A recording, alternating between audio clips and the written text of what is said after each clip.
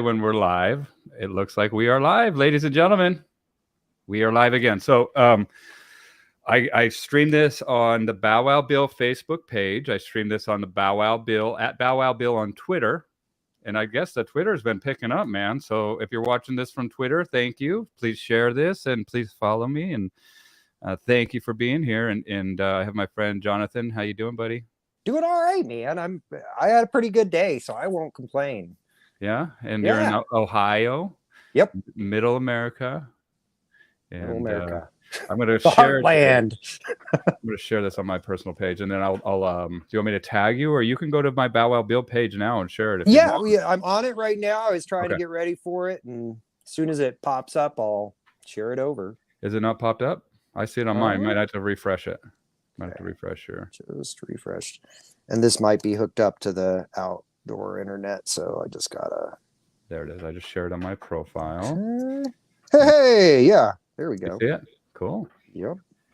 So, welcome, ladies and gentlemen. If you're watching this on Facebook, welcome. If you don't mind, hop over to YouTube and subscribe to my new YouTube channel, Bow Wow Bill on YouTube. I'm trying to get 1,000 subscribers over there so I can start to monetize that there. And if you're watching this from YouTube, welcome.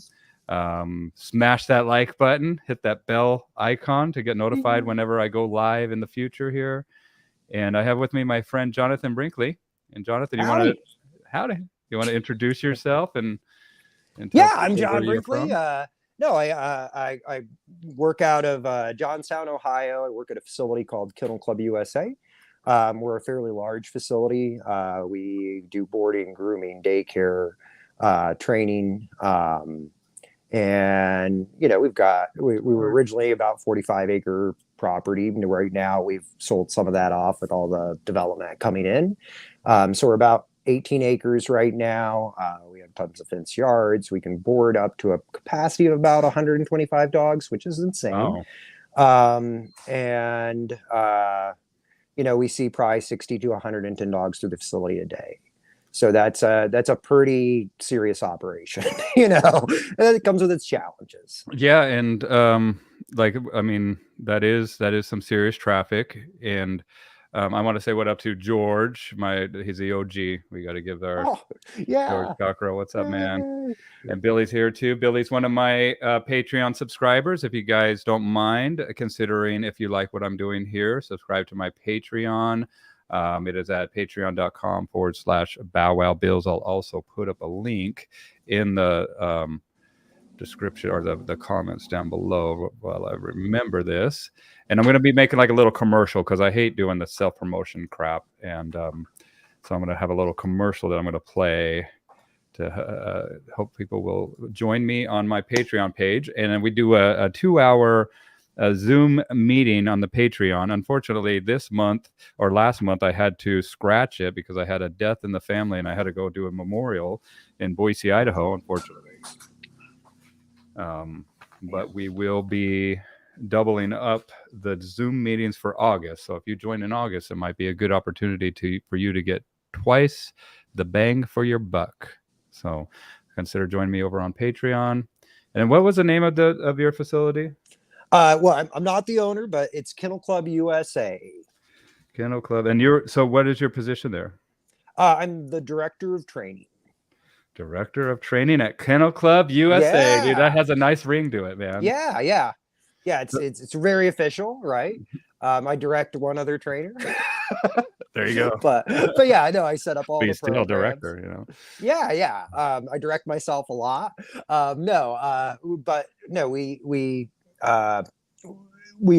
do help with a lot of the other functions, and I have over the years. So, but primarily now I get to focus just on training. I have a fair amount of freedom in that, and that's been kind of cool. So what got you into dogs, Jonathan?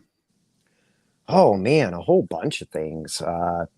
I was probably that like super nerdy kid when I was young that went to the library instead of going to like the kids section. I wanted to pick up like the animal biology books.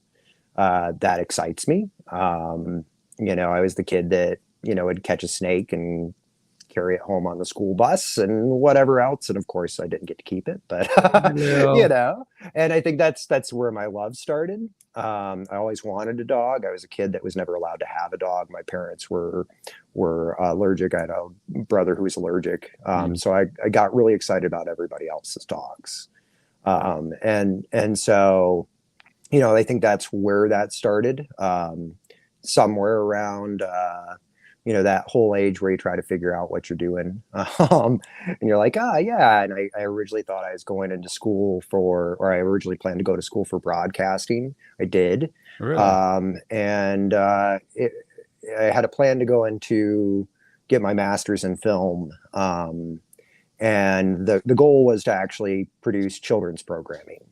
Okay. And I kind of realized I didn't like the path I was taking, and so I dropped out of that. Trying to get out. I have an 18-year-old dog wandering, so just in case you hear some clicking. But that's all so good. go ahead. You dropped out of that, and So I dropped out of that. I was trying to figure out what I wanted. Thought about veterinary school, and I think the appeal for the animals was there, but the appeal for what I was actually doing, if I were to go that route, didn't. I didn't think it was right for me. And so I was struggling a little bit, kind of doing restaurant jobs. I'd been in restaurants for a while. I started doing that when I was 16, and ended up getting myself my first dog, my black and tan coonhound mix that was 90. Goodness. Yeah, that's a great first dog experience, right? But I Right. was super excited about the idea of following this thing around that wanted to find things with its nose, and that was Okay. awesome. And so it proved a challenge. I didn't know what I probably should at the time, but there's a lot that I celebrated in that dog. And along the way, as I was trying to figure it out, I saw an ad for a groomer in a newspaper, and so I started calling around to figure out how to become a groomer. And I had a shop that said, "Look, man, we'll teach you if you want to come down and apply. We'll talk about it." And so it's rural community, very, very much a farm community in Hebron, Ohio, where I went.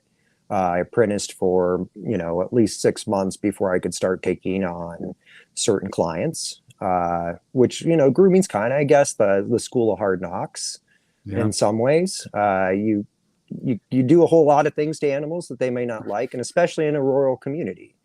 Some of these dogs were coming to us with flea infestations where they'd fall asleep as soon as you washed it off. They were coming in with infections underneath a year's worth of matting. Right. And so there's a lot of trust building. And I think that's where I really kind of connected with the idea of behavior. Right. Yeah. Because, here you have this dog that's like, I don't understand what you're doing to me, man. And this is not something I've been adjusted to. This is not something I know how to understand. And the situation could be pretty bad. And, it was a poor community. I wasn't making a ton of money doing it. In fact, I really wasn't making a living doing it. I was working 3 jobs at the time. And, but I fell in love with it. And, over time, I think the idea that I could work with the actual behavior and that it would be more than just grooming. I fell in love with the dogs. I didn't necessarily fall in love with the process of grooming. Right. And so that's where I did start to gravitate to the idea of going and learning about training. I groomed for 4 years total. During that time, I did end up going to a dog training school. Okay. What training school did you go to? I started at National Canine. Yep. Okay. It was state accredited, so that for me and for my parents, it was big thing. They're like, "Hey, look, like you need to walk out with something that says you've done this. You're gonna get paid for a school, right?" Right. And what by all means, it set a foundation. And I did the master trainers course, and of course there is a tremendous amount to learn after you get out of school. That's just what it is. There's no way. Processing, right? It's processing. You Yeah. got the framework, but you're still an empty vessel that needs to be filled with experience, right? Yeah. Yeah. And the knowledge that comes through that experience, we call that gnosis, right? Uh, Yeah. which is a lot different than reading about it in a book. And I Yeah. remember on Yeah. Clubhouse, I remember one of these conversations I was having on Clubhouse with a behaviorist, and we were talking cases, and we were really, I mean, we were having heart to heart. It wasn't a lot of times in when you're discussing with people, it's almost like more of a debate than a discussion, right? But this was a true discussion, and she, give her credit, man. She was like, maybe I need to get my hands on more dogs and read less books. And I was like, it's a balance, man. Like the book aspect is actually very valuable. And to know the terms and how do we define this stuff so it's not wobbly, it's very, very precise. And the protocols that we have that can be studied and documented and the standards that are there, those are all about the books. But that's just one aspect of this. I call it an art and a science. Yeah. Right? And I don't think you can have, well, I mean, even art, right? If you look at the masters, Right. You anybody know can the have a framework. creative, yeah, That's you have a right. creative process, but they have rules of like the rules of thirds, and they have Yeah. the rules of, and it's like you can, or music, you can sit and you can fiddle around a guitar. And don't get me wrong, I love like, uh, Buddy Guy, and I love BB King, but Mm. BB King would tell you, like I can't tell you how I play. I just solo. I never really understood much more. Yeah, Coltrane. And I love Coltrane, yeah, man. And it's just sometimes it's just it's just that intuitive, whatever it is, right? It's a flow that they get into. yeah. And Um, I've played music, but I know that when I play music and I can make the sounds and I can get the movements. But when I look at people I have a friend who plays down in Nashville, and he's really talented, plays multiple instruments for different bands. He's kind of, one of those guys they call in to do shows with them. And just the technical understanding, it's a whole different world. And mhm. yeah, I feel like that's cross industry and cross art forms for sure. Totally. And I think it's that approach, right? Of knowing that there's no finish line here, man. And this Yeah. is just the experience, and it's not the destination necessarily, but the journey that we're on, right? And Yes. the accumulative knowledge base that we gain as we walk through the journey. We can't walk around this stuff. We have to walk through it and experience it. And as we learn, we change and we grow, right? And we Yes, learn big maybe time. things that we were wrong about, right? And that's where you're like, I wanted to understand through the grooming aspect. It wasn't really my deal, but I kind of opened up the doorway to another like kind of aspect of this dog that I could learn about, and it showed me an avenue to do that. And so then you went to National Canine, and then Yeah. what did you think of that school? Do you recommend it for new trainers, Well, Jonathan? I think I think it was a different time, right? This would be close to 15 years ago. Okay. When I went through there. So that's, yeah, about 15 years ago. I think if you're looking for if you are looking for a understanding in probably what I would call an abridged version of Keeler or escape avoidance, right? Okay. And you're looking for a condensed version of different learning of different avenues of training, whether it be learning basic service work. I walked out knowing that my dog could pick up a quarter or a credit card without putting teeth marks on it. My dog could open a fridge, grab me a drink. My Mhm. dog could open a mailbox, close a mailbox, not put teeth marks on my mail, not damage it. We learned some basics of protection. Well, I think there's maybe some different avenues to go. Right. I think that it lays, and once again, it's hard because, of course, I don't want to ever be like they're bad, right? Mhm. But I think that there's a lot of options out there. I think you have to look at where your interests are in the industry.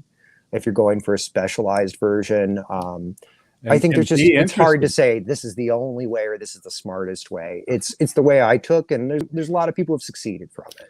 Well, and do your research and be interested. What I mean by that is there are so many niches in the dog training industry that you can get into, whether it be bug detection, Yeah. whether it be invasive species detection. There's these niches everywhere, folks. and you can really, really carve out a good living for yourself if you do Yep. it right, you know. So but do your research and also look at the specialists that train that type of program, what goes into learning it. And if you're passionate about it, man, it's almost like playing, because you want to learn this stuff anyway. Jonathan was in the library checking out the anatomy books, and it's just something intrinsic that we all have. I remember back when I was, right? Oh yeah. One of my first dogs here. Look at that big old It's red head. awesome, You man. know? And this never's changed. And I tell my clients' kids this, right? I'm like, look, I remember who I was when I was your age, right? I don't know, like I look a lot different. Like a big old hairy, you know. And but the thing is that a lot of stuff did not change about me. Like the stuff, like I wanted to work with dogs, and I still love working with dogs. And I still like, there's stuff that about you that if you pay attention to and realize that you can live a fulfilled life, right? But it's only going to for you to know. And so, Right. you know, Right. pay attention to the stuff that really, really gives you joy, that you're interested in. Like I'm something's in me that's telling me to go look at this anatomy book or something, and don't feel bad about that. Like I encourage you, like get out there and that's what I tell them is like, go out and be who you are, and know that you're going to grow and everything will grow around you, but a lot of aspects of yourself will stay the same. Yeah. And that's awesome. You know, here's Teresa's with us, one of my favorite people on the face of the planet. Do you know Teresa Cameron? I don't know if I know. I feel You like the gotta. name's familiar, but I don't know if I can place it. Yeah, I talk to her all the time, and she's one of my favorite people ever. Hello, Teresa.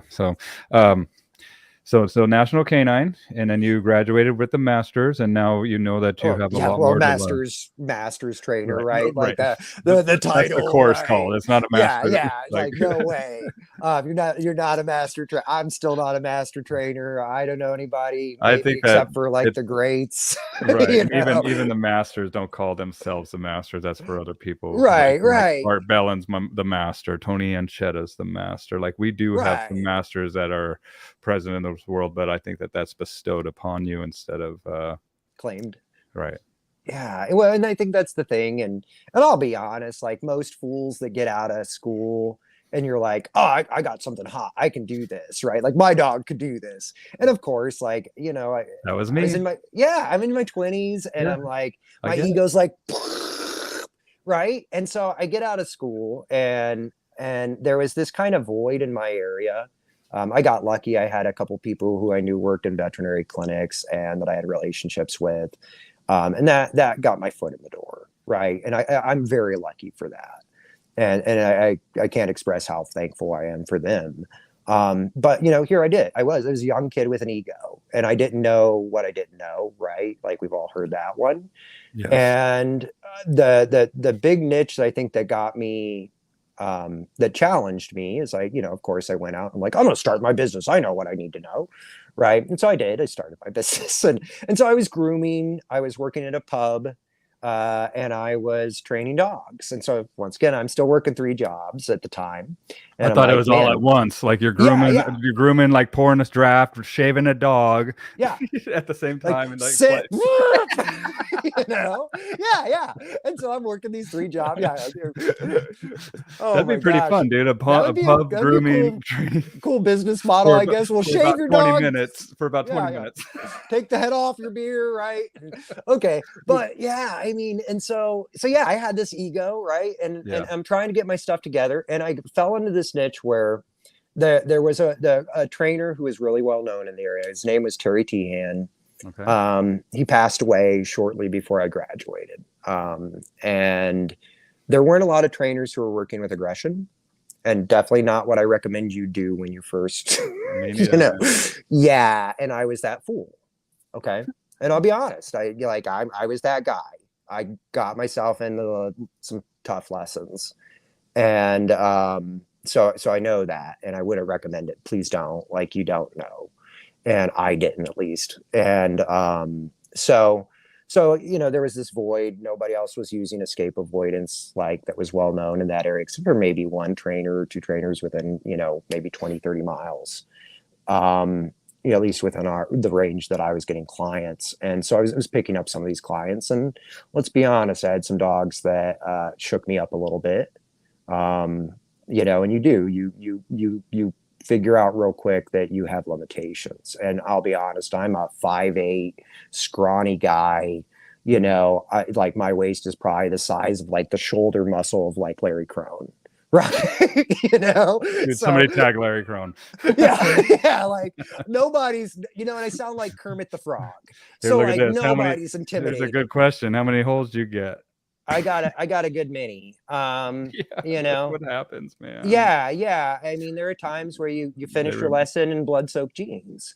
Dude, I was telling my clients, like I was walking like at the beginning of my career, like I thought this lesson was going awesome. And I didn't know this dog was freaking just waiting for me to turn around so he could nail me in my ass.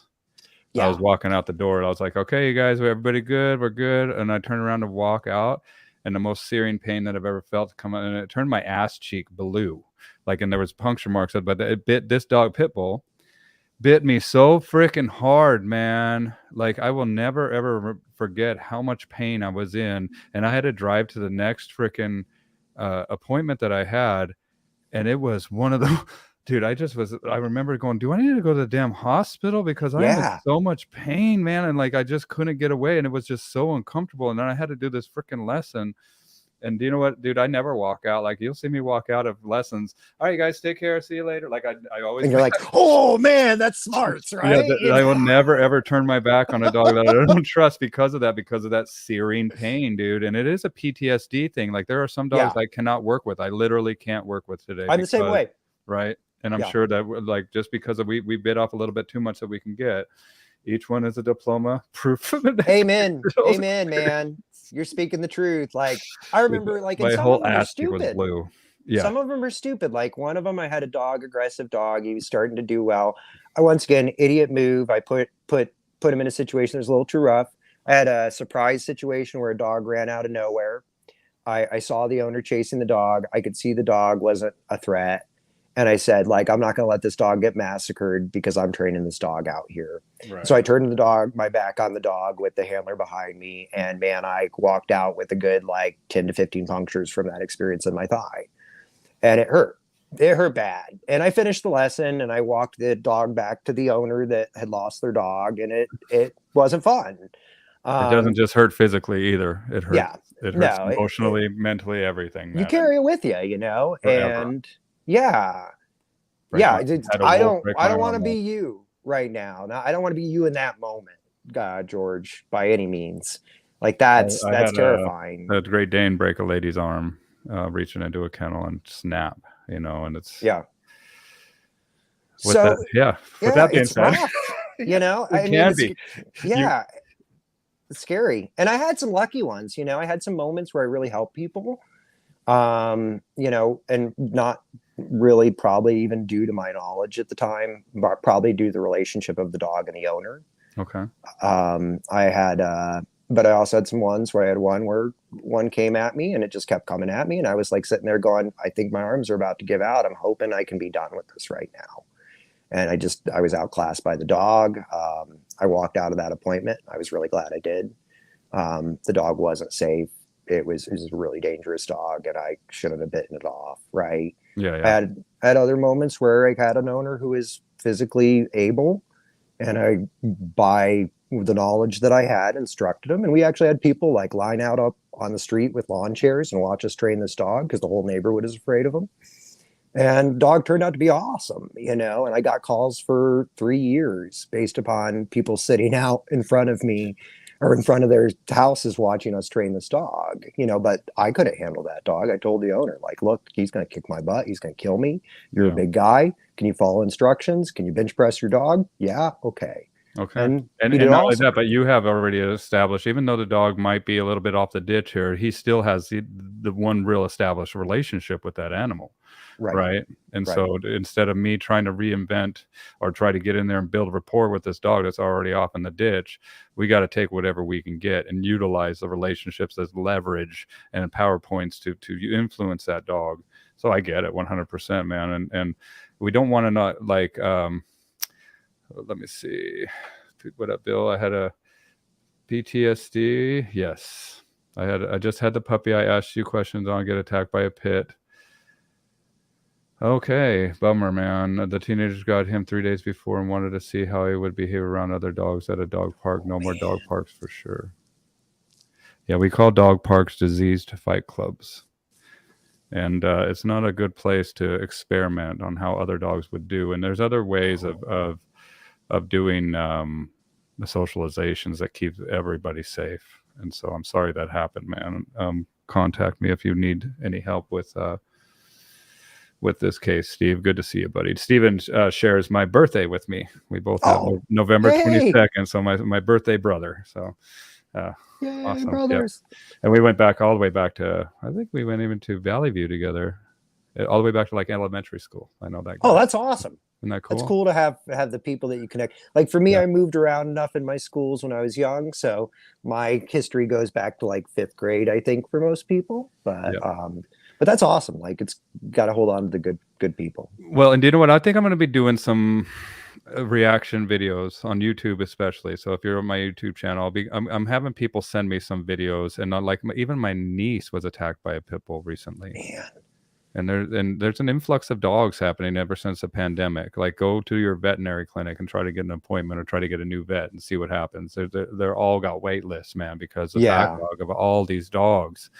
And so it's a weird time in the industry, but it's a good time if you want to get in the industry to be a trainer. It's a good time if you're passionate about dogs and have an intuitive nudge. And that's why I do these live streams, so you can meet people like Jonathan that are out there working hands on dogs, just like we both are every single day.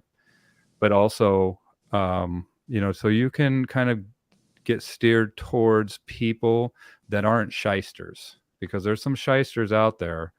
And there's some people out there that are going to play on your emotions. We're in the emotional arena in the dog training industry, and people are 10 times more likely to act based on emotion than they are on pure intellect.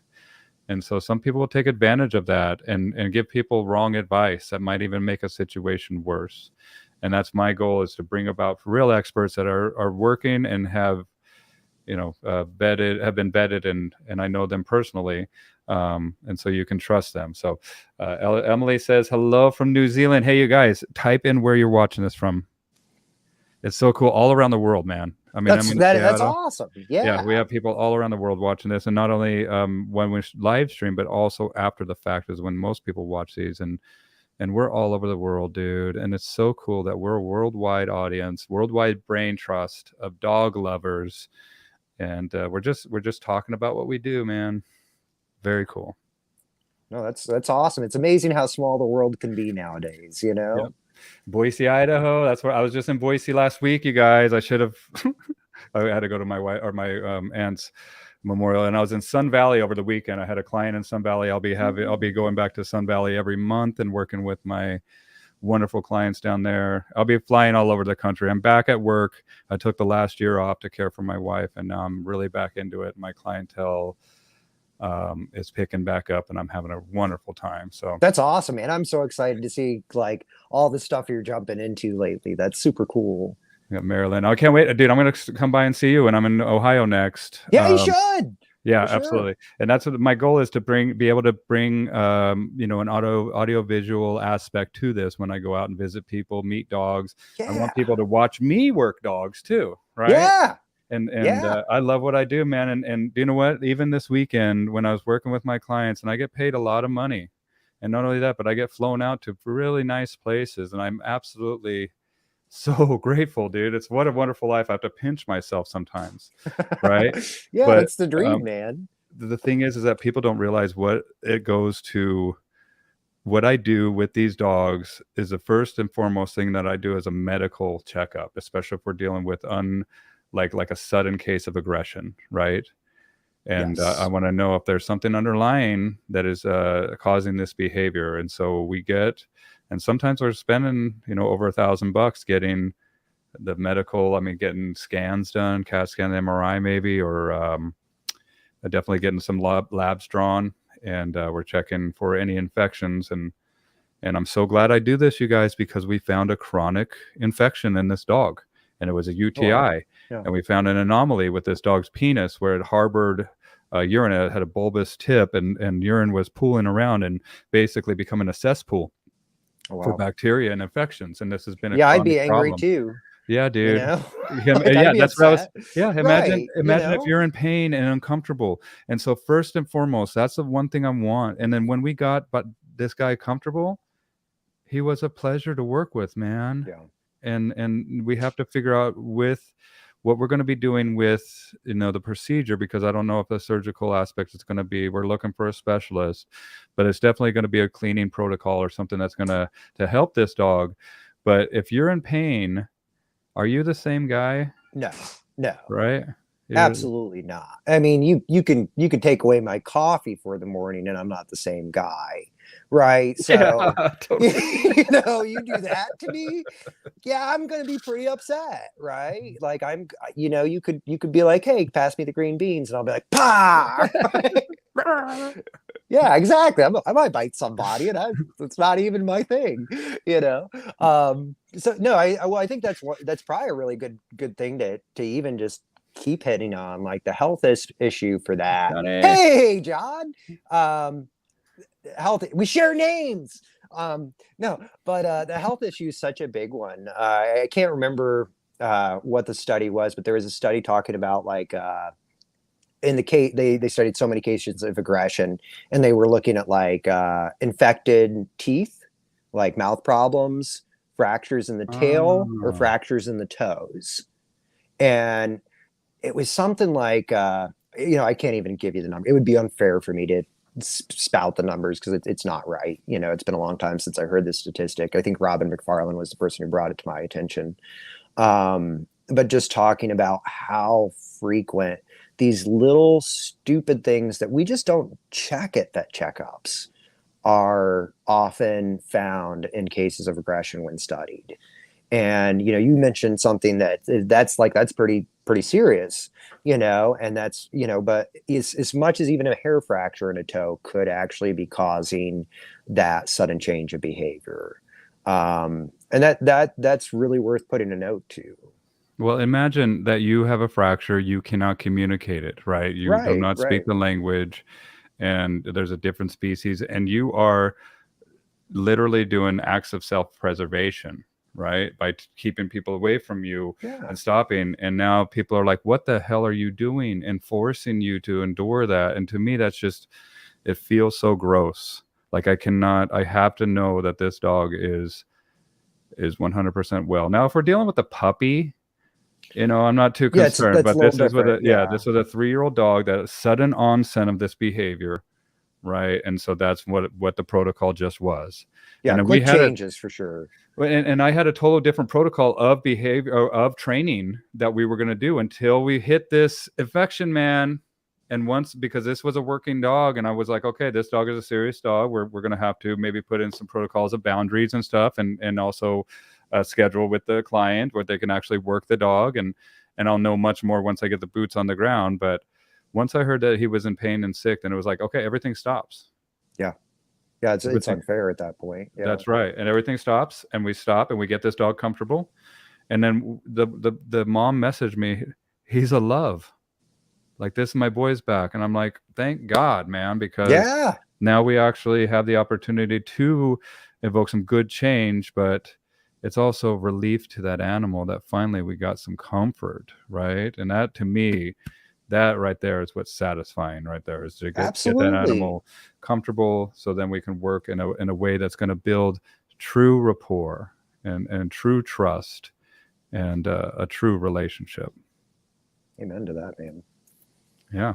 So, and then you get bit by dogs, you start taking on aggressive dogs. So you got your butt kicked a couple times, right? Hey, there's Linda too. Linda and John. I want Linda. I want you on here again, and George too. All you guys, I'm going to be hitting you up here. Just been out of town and stuff, but definitely you, Linda. Lionheart Canine. Love the logo there. Love you, Linda's Linda. Gonna come down fishing with me sometime. I want to go. I'm telling you. Yeah, you come down. We'll bring Linda. We'll all go fishing together. I got enough kayaks. Let's go fishing. Let's go on a fishing trip, you guys. Yeah, the last time I John's talked to place. her, I was like, "Hey, we're gonna go fishing, man." Well, you guys come out here and go fishing because I'm on right on the Stillaquamish River, which is like legendary fly fishing realm, and oh then not only yeah, that, but Silver, my client, gave me a hat. I should have, but they were fly fishing down in Sun Valley at Silver Creek or something like that. I guess it's some legendary fly fishing I don't have a lot of place. experience with fly fishing, but I'm willing to learn. You know. There we go. What's Yeah, up, yeah. Ted? Ted, Ted, you're it's coming good to on here see you, too, man. buddy. I want to get you back on here and catch up with you. And Ted's watching from YouTube, so make sure you smash that like button and hit that bell icon. And then you know where I am, Jonathan Brinkley. As soon as I get back your way, you can count on it. Better. And John's in Johnstown, so Yeah. Man, so yeah, I was getting my butt kicked by some dogs, of course. No, you know, I had some really nice clients. There was some good stuff, but you know, the thing is the learning curve. There really is this industry. There at least at the time, you know, I felt like 2010. You know, once again, for me, kind of the structure. I was getting my butt kicked. I started having some successes. I was starting to get a lot of clients. I was having a fair amount of vet referrals. And actually, the really kind of big changing point for me was I walked into a vet office that was referring me, and I opened up this brochure, and I was like, "See you later, Linda." Yeah, go write that book, Linda. You got to write it. Like, hey, you guys, everybody listen. Or Linda's the real deal, man. So yeah, she's an encyclopedia, and she might be covered in spikes, but she's full of. But awesome hug her anyway. Stuff. Like, you gotta love her. Give her a big hug, and you know, no spikes. Yeah, spikes and all, man. It'd still be worth it. It'll be like baptism by fire, right? But no, Linda's awesome. She's an amazing person. And I'm very glad I met her. She's worth meeting. But yeah, I mean, she's a master. Remember how we say masters are bestowed? Yes. That's one of the masters here, right? So yeah, that's a person worth paying attention to. But yeah, I opened up this brochure and I saw actually the facility I work at now, and I looked at it and I was like, man, that would be the dream. And strange enough, 2 days later, I get called by the owner of the facility. And I tried to blow him off. You know? That was whatever. Like, I didn't even, I hadn't looked at like where he said he was from. He was telling me his spiel. No, and I was just like, man, I'm getting my business up and running. He's like, no, I think you really want to come out and at least spend a few hours with me, spend the day with me, whatever. Like, I'm not, you know, you can go home and run your own business, but come out and take a look. And you know, it's a pond for retrieval. There's, you know, once again, just acreage and acreage. There's a facility. I'm not spending gas driving all over God's creation, like from client to client, hours, you know, of driving. And at the time I wasn't charging for that, you know, I was just trying to get started. And so here I'm 2 years into my business, and I go out to the facility, I spend the day, and here's this facility with, you know, he's got multiple Llewellyn setters that he's collected from different breeders across the world. He's got multiple English pointers that have campaigned all the way up to Westminster and show. So it's mostly bird dogs, huh? He's like in the well, that's his love, right? Okay. And that was cool because that opened a world that I didn't understand I had an interest in, right? And opened up a lot of new avenues. He had a golden retriever who'd campaigned up to Westminster. I mean, just some really cool stuff. He was a successful businessman in his own right before he got into dog kennel in that business. And so the cool thing is, you know, how many trainers get to start within the first few years of their career saying, I trained 5 Spinonis this year. Right. I've had my hands on how many Bouviers this year. Right. That's cool. Bouvier, man. They can be serious dogs, dude. You know. And it came out of nowhere, dude. I was like grabbing the back. He was back tied, and I grabbed him. I must have spooked him. It must have been head shy or something. I wasn't aware of it. And he straight up nailed me. It was actually Bernie Worrell's dog. Keyboardist for Talking Heads and Funkadelic, and before he passed away. Heads, man. Yeah, I was very fortunate to know him, and yeah, his dog gave me one. So, but it was 100% my fault moving too fast with this dog and not knowing him It's usually our fault, like, right? totally, dude. And you That's can what look, it is. and afterward, like it was the fact that he bit me, I grabbed him, and I'm just like, shit. And Here we're we just are. kind of stuck here, And Yeah. I'm like, dude, like, don't go crazy, man. Let's just walk away from. Yeah. And luckily he did. Like I had him tethered, and I was able to get away really quick and get to the hospital. But yeah, that's Bouvier's, and I mean, what other breeds? I mean, I love this because, this is something that is like, I mean, it's a condensed learning environment, Well, yeah. I mean, high traffic, right? And well, once again, like the agreement that I took on is that I'm the trainer, right? I'm the program was growing, but it wasn't through the roof.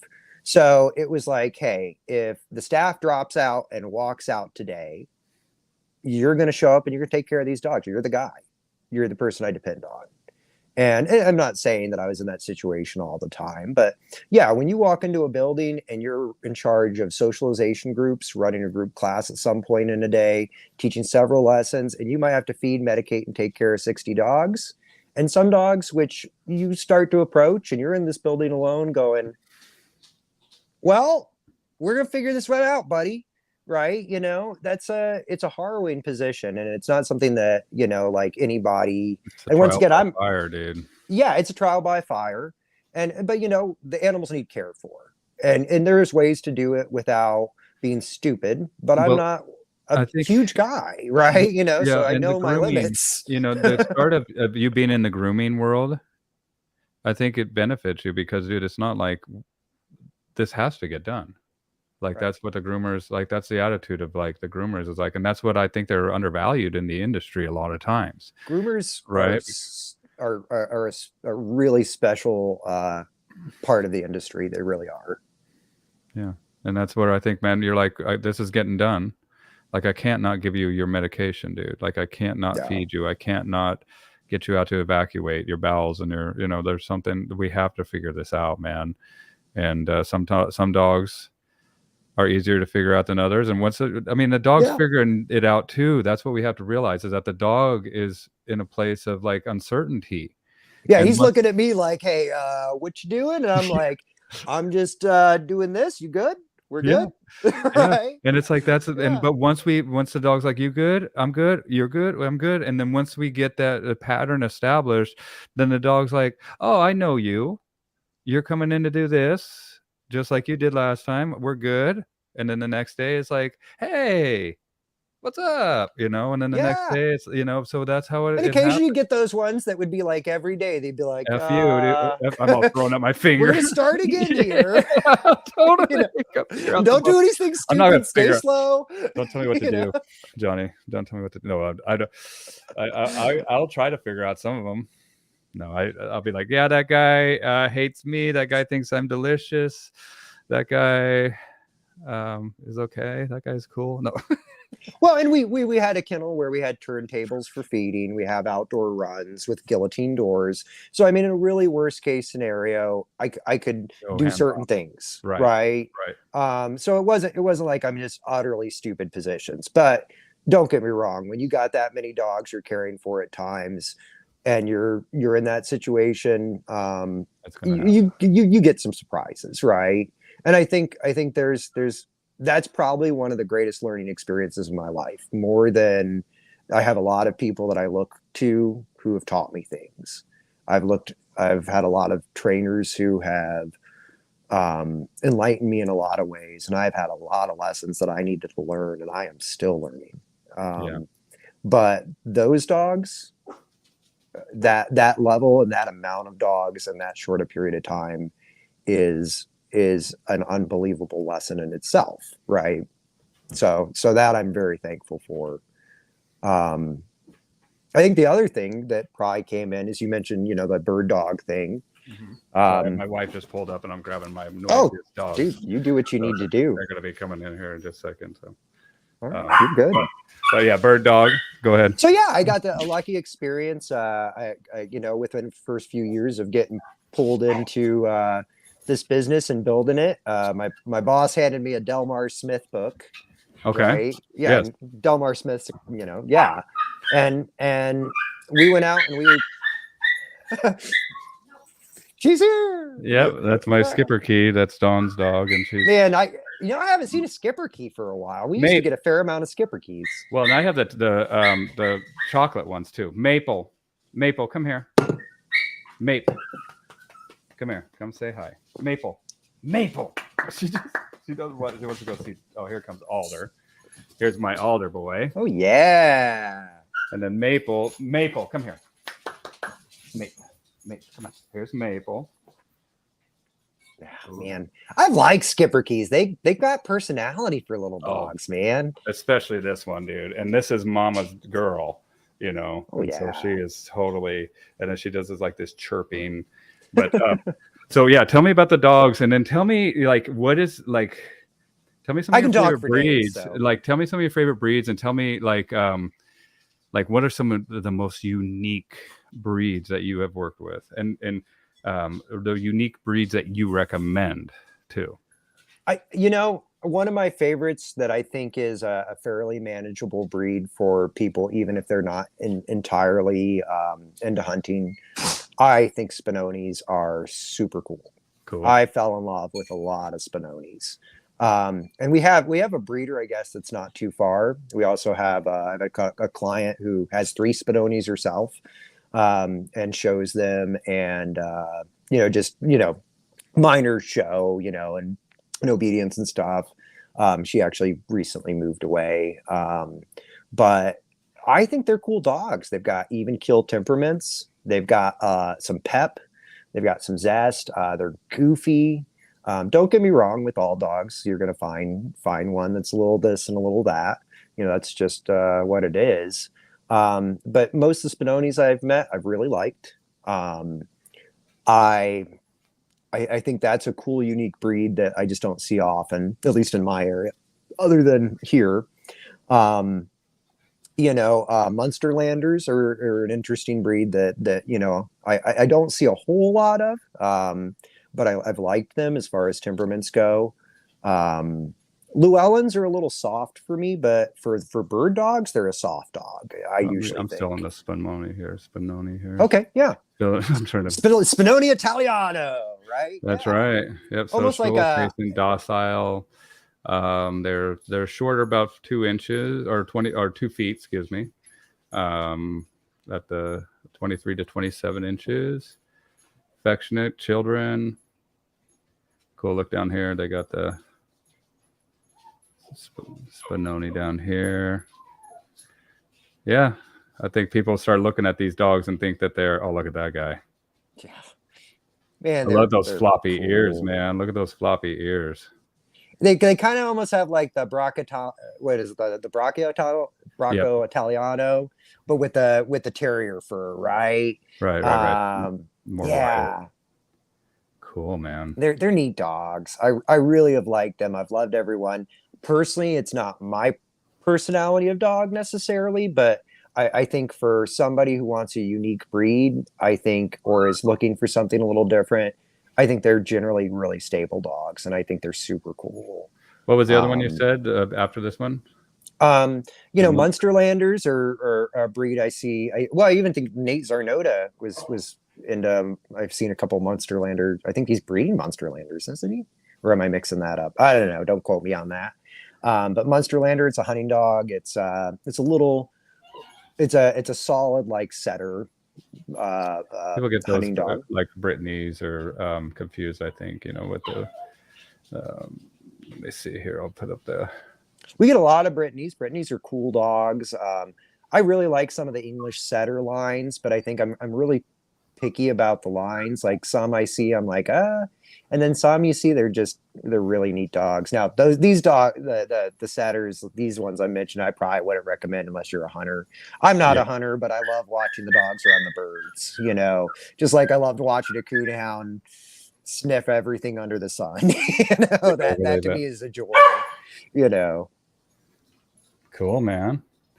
Yeah, all the dogs here are wanting to see mom, but and then what do you recommend as far as hold on one second here. Let me see if she'll come out here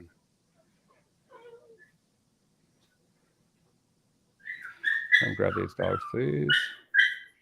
Here, let me go. I'm just going to open the door for him. Yeah, do your thing, man.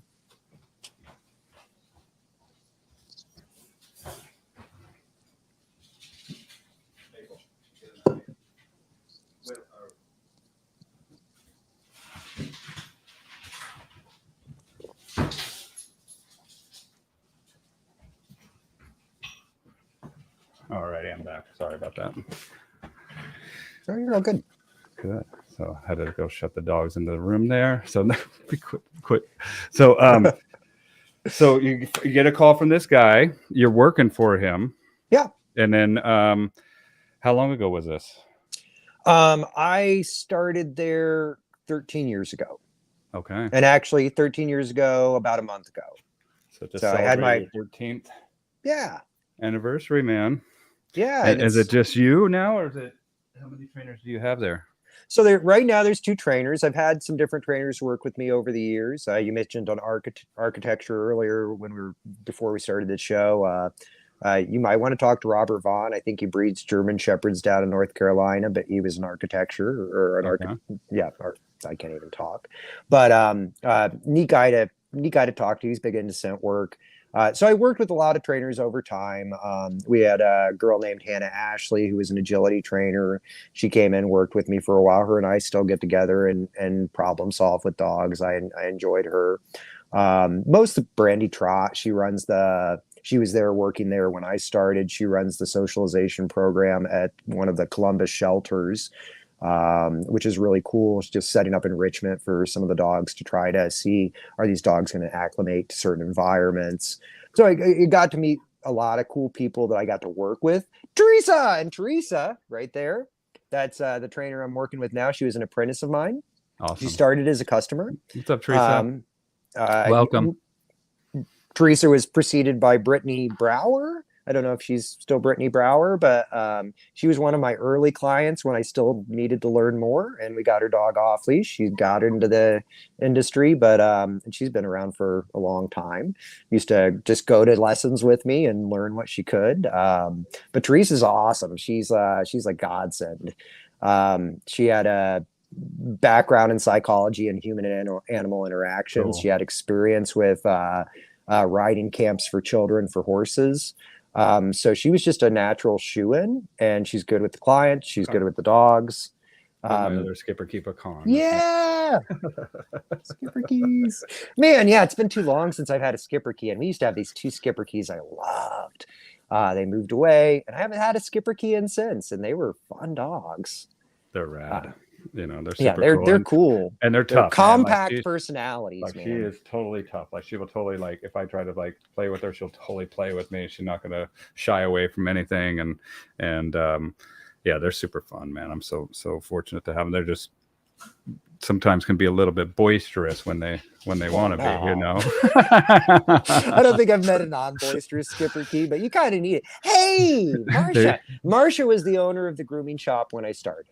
Awesome. She was actually who got me into the industry. So Marsha's super cool person. Awesome, Marsha. We were just chatting about, you know, the like his attitude of like getting stuff done, I think stems from the initial start of working in the grooming industry, because I think groomers are undervalued in this industry because of their ability to get stuff done. I mean, and some of them are not doing it they can do it better. Like, they can have a different approach, but the dog is going to tell you too.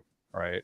And that's what I've interviewed a couple groomers on these live streams, and I'm always looking for more that are very knowledgeable, but the approach and problem solving aspect. And not only that, but I mean, some of these dogs, like you're talking about, are in pretty sorry shape, and they rely on us to bring them comfort. But also, some people don't realize the grooming that it takes for some of these dogs, especially poodles, right? And doodle breeds and the stuff that is, once it goes neglected, can become a pretty serious problem, like the ear hair, around the perineal area, what do we call that hygiene cuts and stuff like that, right? Yeah. People just don't realize how bad it can get, and especially in the era of the doodle craze, right? Like, you got every person under the sun who's breeded doodles, and the hair texture variations are so wide, and the sizes of these dogs are so wide, and the whether there's undercoat or they're not, and so you have no idea what to expect when you get a doodle on hair care unless you're so many generations in, which most aren't. Right. And people are like, yeah, I want a 6-inch coat. And I mean, Marcia, she's listening, so I'll say this to her. We a lot of ours were shaved downs. Don't get me wrong, and there were a lot of people who really cared for their dogs. I don't want to send the wrong message of what we did. Right. There was a lot of wonderful customers and there were a lot of people who just didn't know better, or didn't have the money, or whatever. Right. And but now I deal with clients that are they probably can, well, they can afford it, and we have some groomers that way outclass me. By any means, they're great groomers, but even in the best cared for environments, people have no idea. We have people showing up with mats that are 3 inches thick, and they're like, no, we want to keep the coat. And it's like, you can't, like, your dog can't see me. And when I take a dog in for training that is shying away from me, and then we shave it, and the dog is like, hey dude, it's great to see you. And it's like, yeah, I know, you couldn't, could you? You couldn't. No. And no wonder you're worried about this. And so, yeah, if you're going for one of these breeds with coat care, like, please listen to your groomer. They're not trying to make your dog ugly. They want your dog to have a life that you hopefully want it to have. Yes. And they just want it to love life, and love life as much as you hopefully love them. And that's it, like, we're advocates for these dogs, plain and simple. Yeah, I tell people I'm like an attorney for the animal. I represent their best interest. You can tell me whatever the hell you want, but at the end of the day, I still represent this dog's best interests, right? And that's why I'm coming there, and I'm making sure that we have a full medical checkup where and sometimes I'm pulling back that hair and fastening it back or whatever when I'm working with them, like I want, or I'm cutting it, or I get it, they look cute and stuff, but there's functionality, and if that dog can see, then that will bring about a much more confident dog, in my opinion, because they can take in that world the way it's meant to be. And especially if they can't see, and then something happens that they get blindsided or something, then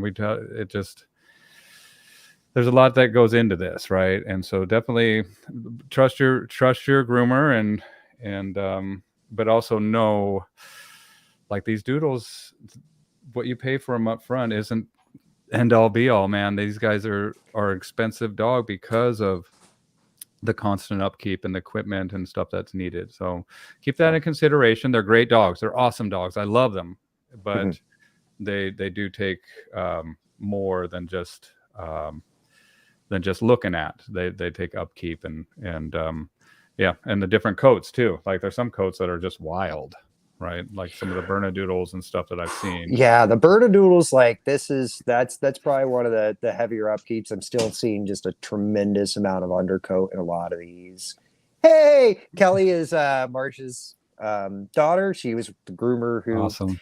I walked in, and this woman's kind of interesting, because, like, we groom cats, right? Oh, goodness. There's some right? Like, that's a scary, like, thought, right? And I remember I was walking in, filling out my application, right? And Kelly's sitting there, and I don't know if you've seen the cat grooming masks, right? Oh, yeah, but it's like, holds down and here's this cat, and this cat was not happy, and she's just. It's definitely given her, the proverbial finger, so to say. And she's just as calm as be, just shaving this cat. And, if you shave a cat, you have to spread the skin because it's easy to get caught in the clippers. And you have to use a really short blade, right? Like, you're going to leave a big slice. Their skin can tear very easily. Yeah, right? It's like, you don't mess around. And she's just as calm as can be. And this cat's not being the most cooperative cat. And she's just shaving it. And I remember Marcia looking at me and be like, are you sure you want this job? You sure you want to go down this road? And I'm like,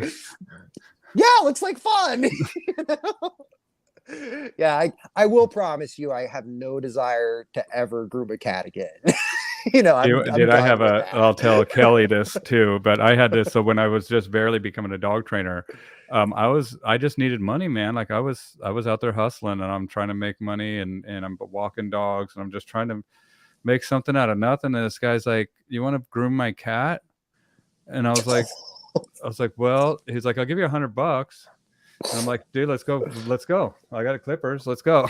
Because I had Persian cats, and I groomed my own Persian cats, but Persians are fine. They were great. And I would do like the razorback mohawks on the Persian cats, well, you had a relationship. They were like, yeah, where am I? totally. What's going on? And so then I get this cat, dude, and this was one of the craziest experiences of my life, man. Like the guy's trying to hold the cat, I'm trying to shave it. The cat's like having none of this shit. We're in the bathroom, like this weird closed, like small bathroom in some apartment with this dude I don't even know, and I'm sitting here shaving his cat, and then hold on, somebody is just pulled up here.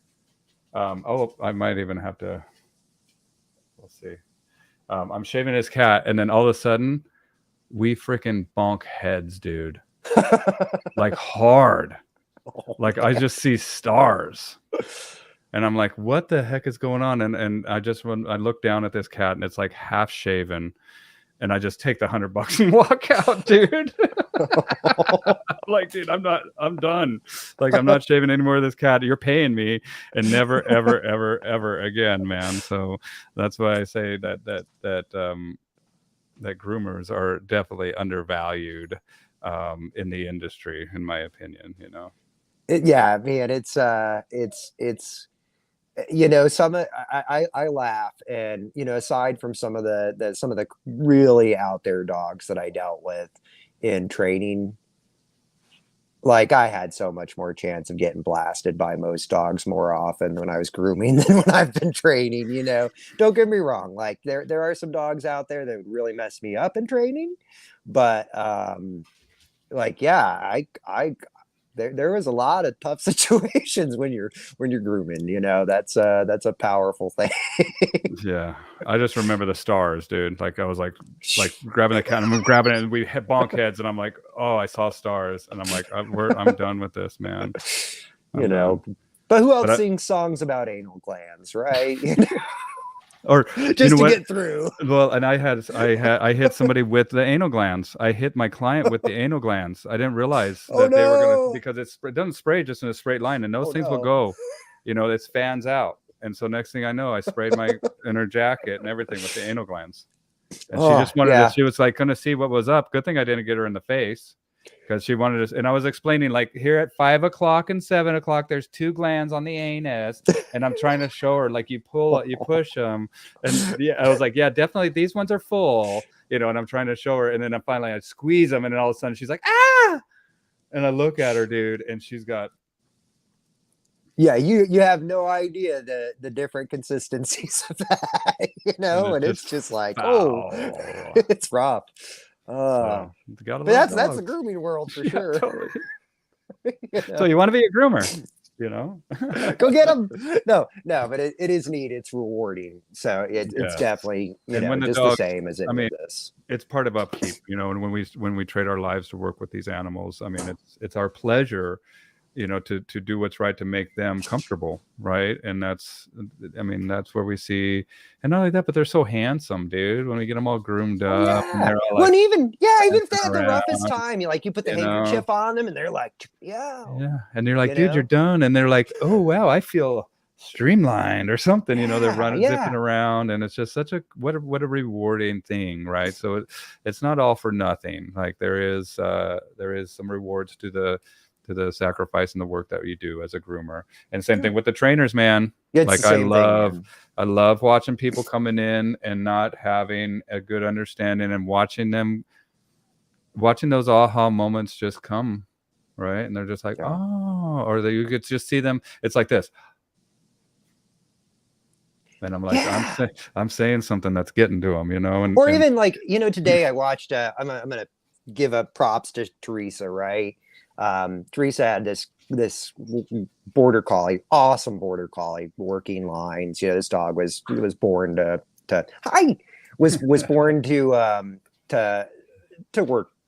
work sheep, right? And the owner, was struggling with getting the dog to turn off for affection. Okay. And Teresa looked at it from the biological fulfillment side, and also the teaching the dog to settle and things like that.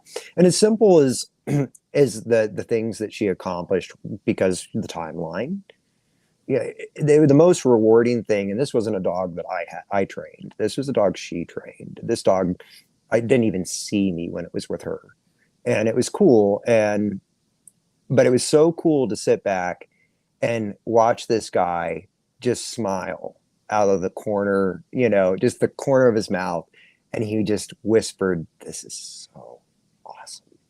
And like, that's magic, right? That's magic. And then see the dog sitting there like, "No, I'm cool." Yeah. And that's cool. That's, just as simple as, even if it's just like, hey, I can actually put on my socks and my pants without my dog like getting in my way. That, like, I can do this. And it's like, for a dog trainer, we're like, yeah, sure. Like, this should not be a problem. Like, you should be able to get dressed with your dog in a downstay or a place. But to them, it's the world. Well, we don't realize it too, because I remember having these people here at the property, and I was like, let's walk back to the chicken coop before we leave, and I want to test out and just make sure your dogs are calm around these chickens. And I'm just sitting there talking, and the lady starts crying, and I'm like, what's going on? Everything okay? And she was like, he's never been this calm. And I'm just like, okay, good.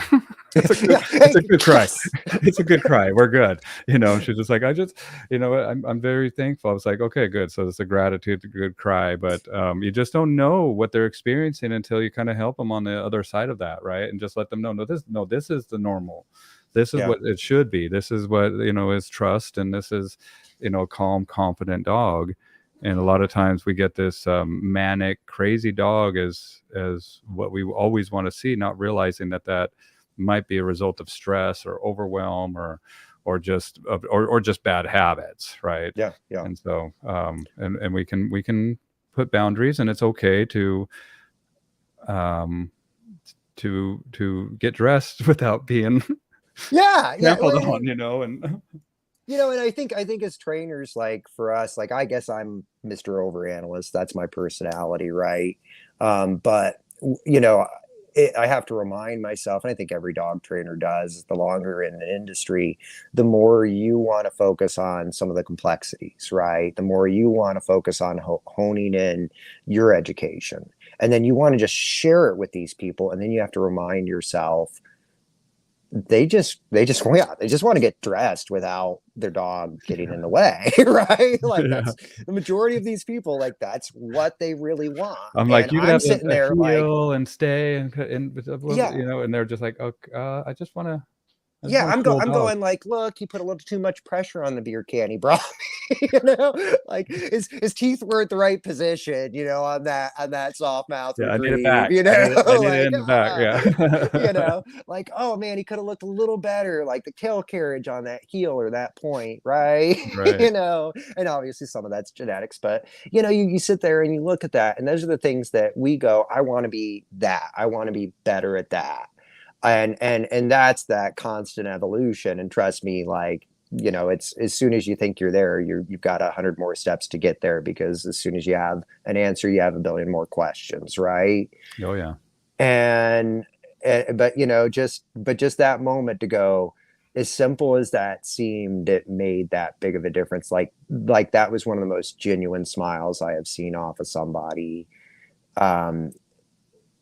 And he was so proud of his dog, and it wasn't anything that you're like, that was amazing. It was like, but that was amazing for that dog and that person. And it's true, dude. And that's what I want, like, people to know, is like, we need to get to this point that the positive reinforcement is real, right? A lot of times people want to put that cart before the horse and give dogs treats or whatever. And I'm just like, man, why don't we do some work? Let's get this dog to a better place. And then once he's in a better place, then we can really be proud.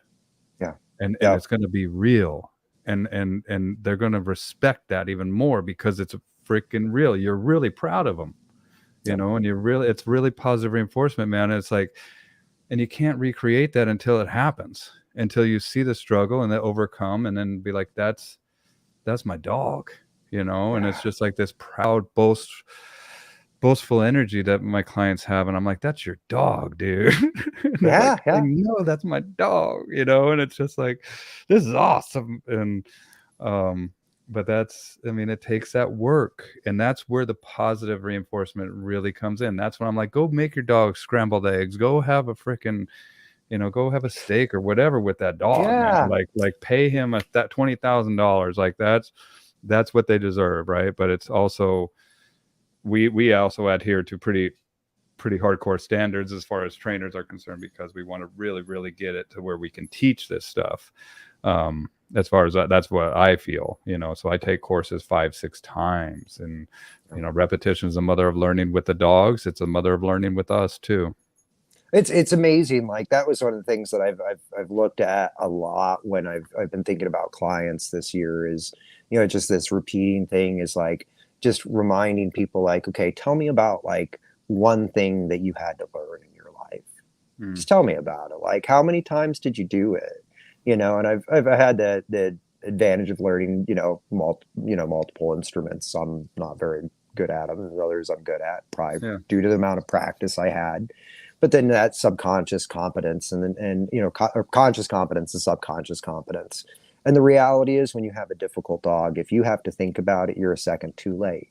And when people are coming with difficult dogs, we have to remind somebody that you might have to practice this motion just by yourself. How many times?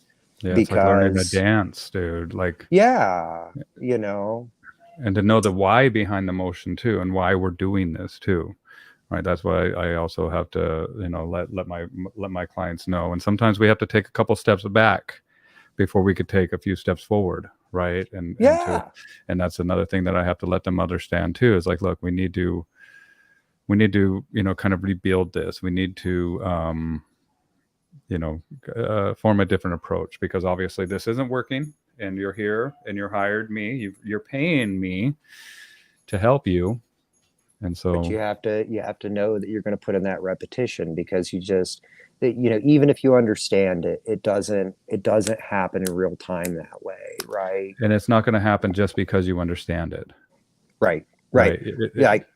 You have people who can do it beautifully, and they're like, I'm not sure why I did it, but it worked. Right. And then you got other people who are like, this makes total sense, but then when they put it into picture, you're like, like, I thought we were drawing bunnies. Like that really looks like a chicken, man. Or an alligator or something, like an elephant. Who knows? Yeah. Well, it will go back to that, and like the value of what you're bringing even in these conversations. And I thank you for it, man. And I thank you for having me on this, because I listened to Mark Connolly last week, and I wasn't sure if it was your client or his client that had the beer in their hand. His client. Okay. Yeah. You know what? Today that came in handy. Teresa and I sat down, we were talking, and we had a client that we were really questioning, like, are we getting this through? And, we handed her one of those little like pointer sticks on like the manners that comes with the manners minders. I don't know if you remember Manners Minder from Sophia Yen or whatever. And we handed her that. Yeah, I'm a Manners Minder right here, fan. dude. I'm such a Manners Minder junkie, right? Like that was like my stick with my last puppy. That is one of the most undervalued training tools. Dude, I love the Manners Minder. Just remember, the clicker is like, come to me for the reward, but this is like the other vector, like go over there for the reward, right? Yeah, from the factor of the indirect reward system, that is such an amazing tool. Yeah. And we handed it to her, and we're like, don't let go. And I told the beer story, right, in lesson, and it was so nice, just even as simple as that was, to be like, just put something in her freaking hand. Just so you guys know, after the long line, what we're talking about, if you didn't watch, well, first off, watch the interview I did with Mark Connolly. But when we go transition from a long line with the dog to a 6-foot line, a lot of people's natural tendency is to grab the line with both hands. And I always smack in that left hand, because I want a big smile in that leash, right? And if we grab it with both hands, and we're taking up that slack, like if we have a leash right here, and then if I'm grabbing it with both hands, and we have the slack where I want it to be loose, and I want it one hand, right? And And so one of Mark's clients was shooting a video, and to keep her leash out of her left hand, she just made sure she held the beer in her left hand, and she kept the leash in her right hand, and it worked perfectly. Yeah. So Little things like that go such a long way. And even if genius. you're been in this industry for how long, to just have it reframed in a different way, right? Right. Like, or we like this person solved it this way for themselves, and it's like, well, for as long as why did I think of that? Like, kapam, Well, right? it But brings that's the beauty of it. it brings an air of casualness to it, where some people are like, we need to take this seriously, but we also need to laugh at ourselves a little Yeah. bit, like, and Yeah. have a casual attitude about this and have fun with it, man. You're bonding with your dog. You're Right. working with, open up the lines of communication with your dog, and that's pretty cool, man. And we don't need to be super, super serious about it. So Yeah. I just got a message. I got to run. Actually, I got to go You're all take good. some dogs home. So we gotta wrap this up, buddy. But I'll probably have you on again. And I don't. I mean, I love you, dude. I think this is Yeah. great. This has been fun. I enjoyed it. And I would continue, but I just got this message, so I need to run Yeah, you got to do what Zeus you got to and do. Luna back home. Their parents just got here, so never stopping, never finish line here. But who's the dude at Kennel Club USA? The owner, Yeah. Mark Jeremias is the name of the owner. Oh, fantastic. Well, tell him I say hello. I will. He's up And in Michigan, probably fly fishing and stuff like awesome. that right now. Yeah, hello. If he sees this, hello, and thank you for doing what you do and building a wonderful space that dogs can learn, and for giving my buddy a place that he can expand his knowledge and apply the teachings to help people understand their dogs as well. I think it's a great thing, man, and I think that we can use more cooperation in this industry than competition, absolutely. right? Yeah, we do a lot more for the world when we treat it that way. Well, dude, when I have you on next, you know what we're going to talk about? Art. Yeah, art. Okay. Awesome. Because there's so many of us that are artists, and I want to feature some of your art, but I also want to talk about the creative aspect and the art and science nature of what we do. I appreciate that. That'd be fun. Cool, man. How do people get a hold of you? They can look us up at www.kennelclub-usa.com, or you can, well, that's probably just the easiest way to look us up. Kennelclub-USA? Yes. .com. We're also on Facebook, and it's pretty much the same thing, kennelclub-usa.com. We're not Kennel Club like as in a kennel club organization. Oh, it's surprise. I just totally hold on, let me misspelled it. Hold on. Kennel Club. I put Keckle. Kennel. Keckle clubs. Yeah, Kennel Club. It's like some kind of Kentucky hecklers. Yeah, USA.com. Thank you, Teresa. There we go. Here, Teresa put it up here. She's jumping in. I got it on there. Thank you, Teresa. Awesome. Yeah, and we'll have you back on, man, but I'm going to run, but let's say goodbye to everybody here. Bye, everybody. And then I'll say goodbye to you in the studio. Okay, John? Yeah, absolutely. Thanks, man. Bye, everybody. Bye-bye.